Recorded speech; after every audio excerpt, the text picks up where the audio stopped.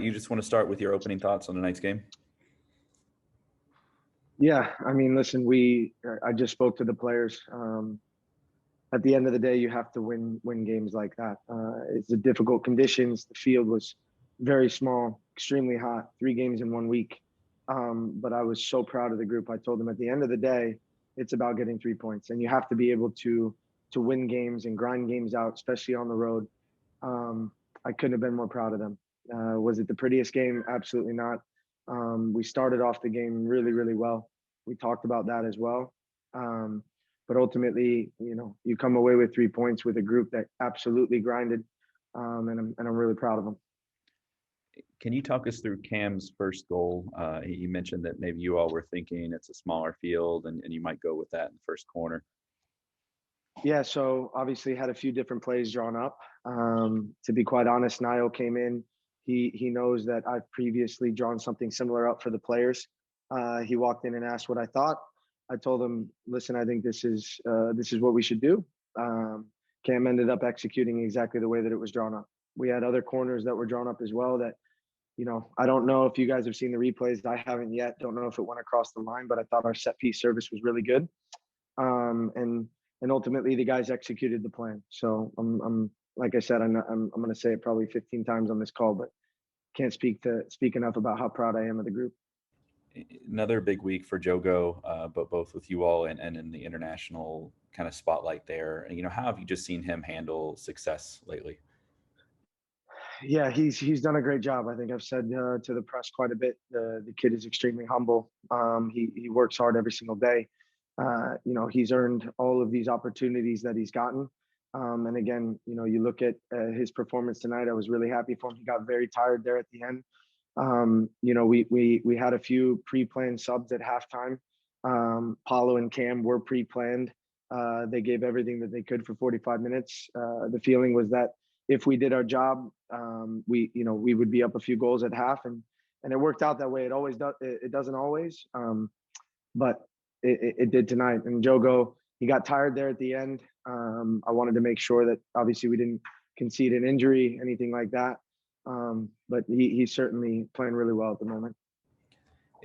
What would you say was maybe a turning point to where they put you on the back heel a little bit? Cam thought it was after their first goal that Tulsa might have gained some confidence there. I think we got fatigued. So, I think that's fair to say. But, we had, as you saw, I made the decision to keep a few guys out there, knowing that at halftime we can make a sub. But I felt it was important to keep Paulo in there from a leadership standpoint. He certainly brings another dynamic from that. And after they got the first goal, I think we got a little bit tired, right? You go up 3 goals. We spoke about the fact that you can't get complacent, right? But at the end of the day, I've said it to multiple times, and I've said it to the group, you have to be able to win games different ways. That was certainly a grind. It was certainly a fight. But 3 points and 9 in a week, I mean, can't say enough about that locker room.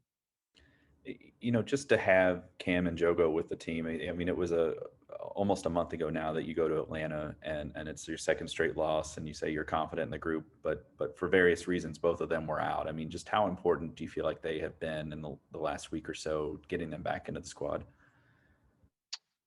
I think it's certainly a fair question, but certainly they've done a great job since they've been in. There's no doubt about that. But you look at the way Kyle performs when he comes in tonight. He does everything that I could possibly ask for from a defensive standpoint. He's battling for headers up there by himself.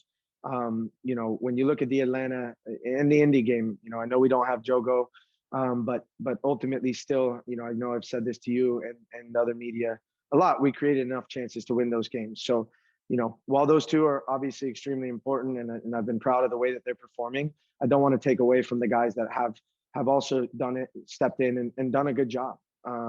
This is the last thing I said to those players in there is this is a team effort, in that when we've made the changes that we've made, the guys have come in and performed. You look at Jimmy McLaughlin, starts the game on Wednesday. I make the decision not to put him in the 18 tonight.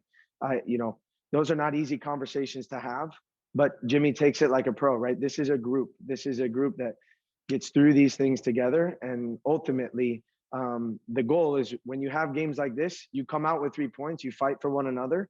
and that's what they did tonight. All right. Tyler, you want to go ahead with the question?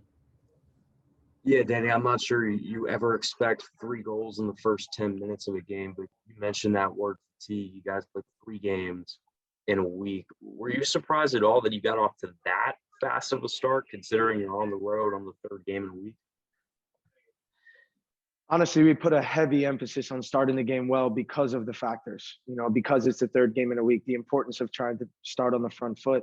And I did believe, and I told the same thing to the players, that we would be up a goal or 2 goals at halftime.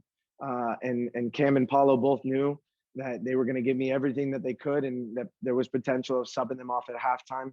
That was communicated to them prior. With regard to 3 goals, of course, in 10 minutes, you don't, expect to be up 3-0 in 10 minutes. But I did expect us to start the game the right way.